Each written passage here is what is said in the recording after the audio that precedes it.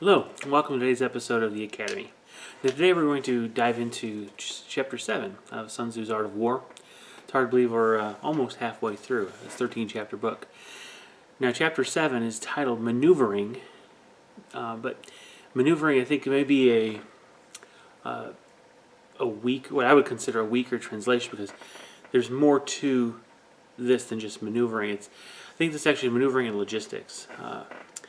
It was kind of interesting. I read just recently a report of U.S. observers of the attack on Bardia in 1941 in Africa, and where the British took Bardia from the Germans. And in the summary, one of the things that the staff just basically quoted, there's an axiom, I guess, in the military, that amateurs discuss tactics whereas professionals talk logistics. So I think we're going to actually be covering a little bit of both in this particular chapter, and I think it actually will help us a lot. Even though logistics doesn't seem to be something that's often visible on the tabletop, there's elements of it that do play in, and I think we'll see that as we go. Now, it's 37 sentences long, this chapter, but because of the nature of the sentences, it shouldn't take 6 videos to cover, as chapter 6 did. We will need fewer videos, but still, there's a lot of meat, even in this first video, which will actually cover the first 12 sentences, or the first 11 sentences. So, with that, let's just kind of dive in and see what Sun Tzu has to tell us. Okay, starting with sentence 1.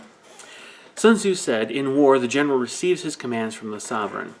Having collected an army and concentrated his forces, he must blend and harmonize the different elements thereof before pitching camp. After that comes tactical maneuvering, than which there is nothing more difficult. The difficulty of tactical maneuvering consists of turning the devious into the direct and misfortune into gain. Thus, to take a long and circuitous route after enticing the enemy out of the way, and though starting after him, to contrive to reach the goal before him, shows knowledge of the artifice of deviation. Maneuvering with an army is advantageous. With an undisciplined multitude, most dangerous. If you set a fully equipped army in march in order to snatch an advantage, the chances that you'll be too late. On the other hand, to detach a flying column for the purpose involves the sacrifice of its baggage and stores. Thus, if you order your men to roll up their buff coats and make forced marches without halting day or night, covering double the usual distance at a stretch, doing 100 li in order to wrest the advantage, the leaders of all your 3 divisions will fall into the hands of the enemy.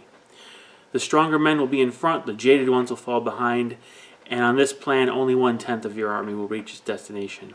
If you march 50 li in order to outmaneuver the enemy, you will lose the leader of your 1st division, and only half your force will reach the goal. If you march 30 li with the same object, 2/3 of your army will arrive. We may take it then that an army without its baggage train is lost. Without provisions it is lost. Without bases of supply it is lost." Okay, so kind of a lot there to unpack. There's really 2 halves of this first 11 sentences. I wanted to keep them all together because there's a lot of relationship between them. The very beginning really doesn't have a lot to do with tabletop, as far as the fact that the general receives his commands from the sovereign or the king or the president or whoever runs the country. But then he has to, a key in the second sentence, he has to build his army and harmonize the forces. Now, some commentators have talked in terms of harmonizing as getting rid of conflict between the different groups within your army, because they may come from different areas within the nation. So there might be domestic conflict, rivalries, or what have you. Might be class differences, upper class versus lower class, and even upper echelon of the army versus lower, rank versus rank. There might be a lot of contention. You need to get rid of all that. Well, I'm also going to consider the idea of blending and harmonizing here with the nature of those units. You need to be able to blend and harmonize the armor or cavalry with the infantry, harmonize the infantry with the artillery, harmonize the air support with the armor or cavalry, whatever it happens to be. They need to be able to work together. That takes time to practice, to train. And so I want to incorporate that aspect into this sentence. And I think it may very well have something to do with what he's talking about. It's one thing to grab a multitude of levies together and expect something out of them. But Sun Tzu is talking more about training all of your leaders and all of the men under you to accomplish certain maneuvers or orders, to be able to function as a whole unit. In chapters previous, here I think that he is really talking about that in much more detail. Talking about that's the second thing, the first thing you do after you get your command that you're going to have to go forth and do battle. You have to do this training, do this coordination effort. On the tabletop, we don't have to train our toy soldiers, but we do have to train ourselves to be able to use those different arms of the military in cohesion, to be able to support each other, work well together. You don't want to have artillery bombarding areas where your troops are going to be closely packed in contact with the enemy, as an example. You need to be able to coordinate that fire in the right time, in the right place, so that your own troops don't get damaged, for example. You want to be sure that your armor or cavalry are supported by the infantry so that they're not isolated and destroyed. There's multiple aspects like that about learning how to blend your units to support one another so that you can use them effectively as a cohesive army. Now, the third sentence, after that, comes tactical maneuvering. Now, this is where you're actually moving your troops around to get an advantage over the opponent. Tactically, not strategically. So we're dealing here with getting the best ground, getting the best angles, the best supporting fire, the best fields of fire, the best cover, all these things. Now, Sun Tzu says there is nothing more difficult than this. And to a certain extent, that is actually very true. And think about on the tabletop.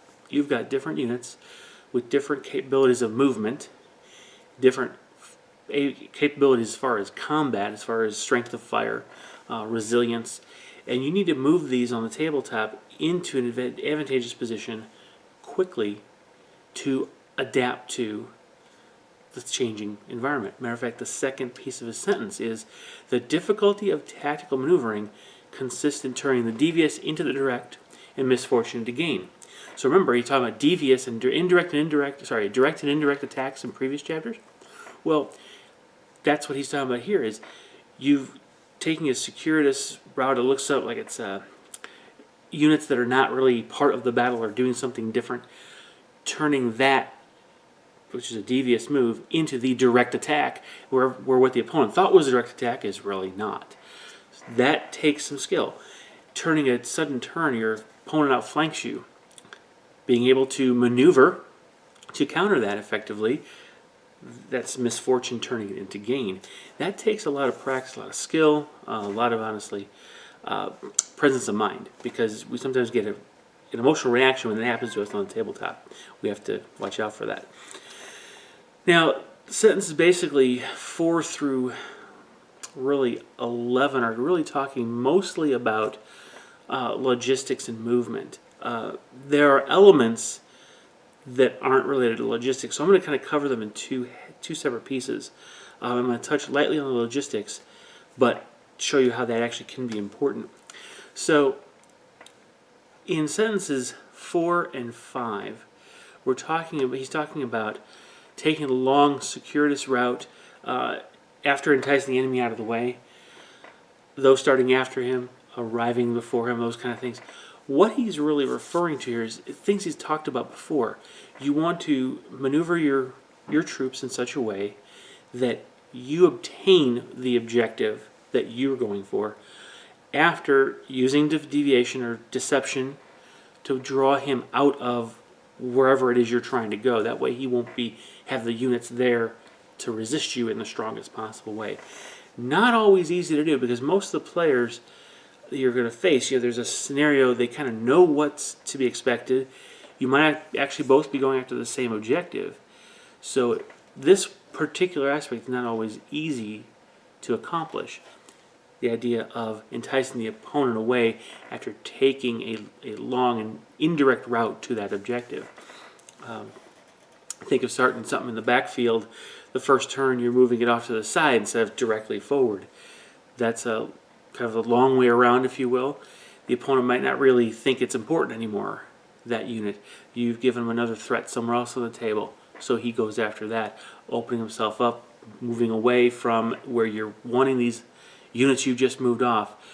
You want them to go to the place he just abandoned. So this, you really have to study in this particular couple sentences and to kind of think about how would this play in the battle on the table. Okay, with that, he now moves into more of the logistics side of things. Sentence 6 through 11 really talks more about how you're moving your army to try to get yourself, the important units, to the location of the battle in time to actually engage the enemy and win. So his first point that he makes in sentence 6 is that it essentially have two opposite choices. You can move your entire army to the location, but in that case it'll be kind of slow to get there, and you'll probably end up being there late.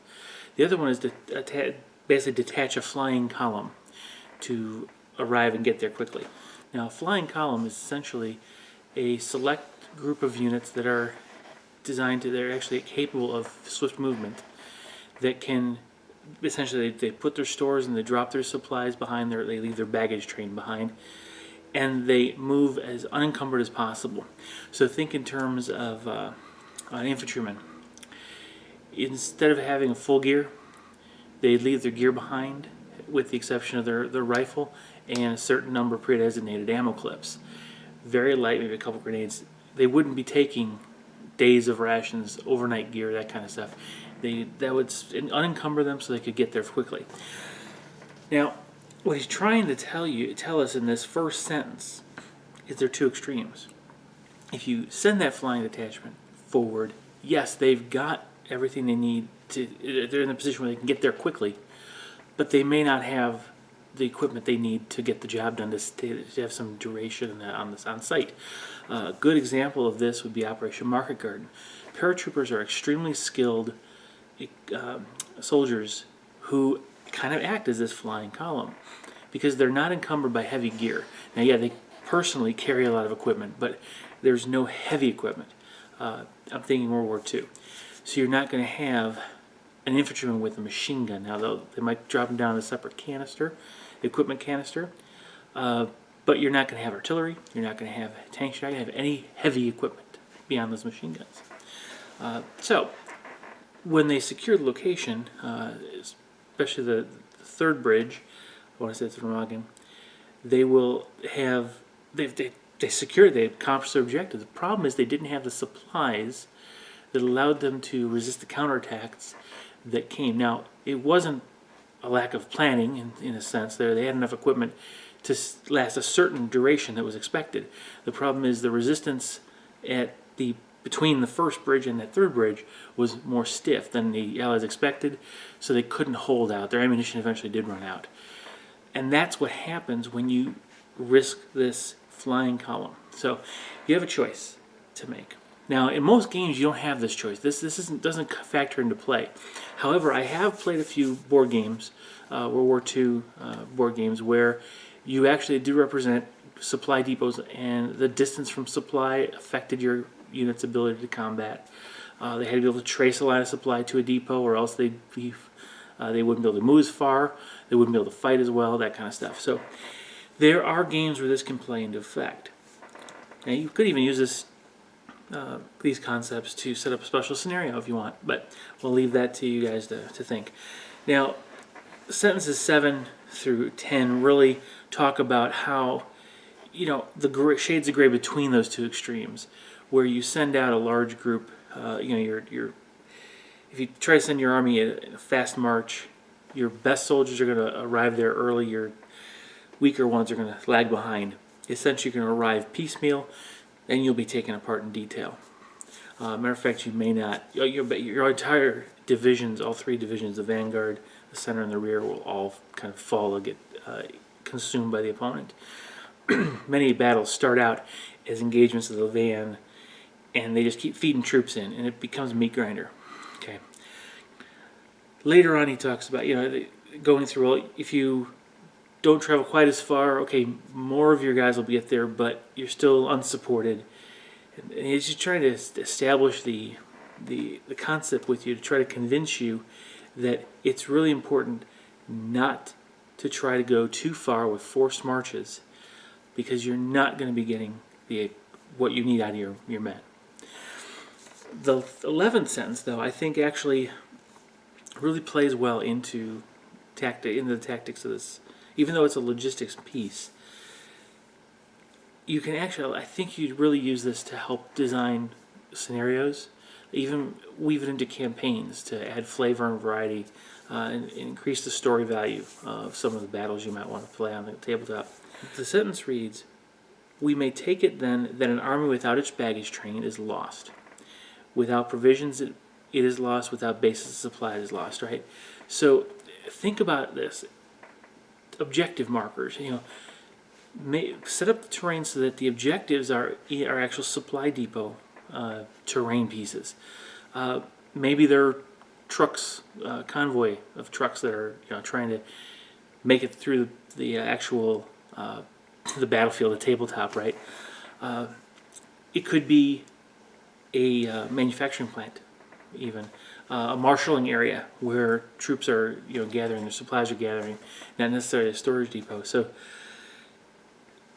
I wanted to highlight 11 because of that. A lot of times we just basically throw objective markers on the table and be done with it, but to add some flavor and variety, some reason to be on the table, it's good to think in this particular term. A very important tactical and even strategic objective is the enemy supply bases and supply depots and their supply lines. So why not set your scenario up so that it looks like that's what you're trying to do?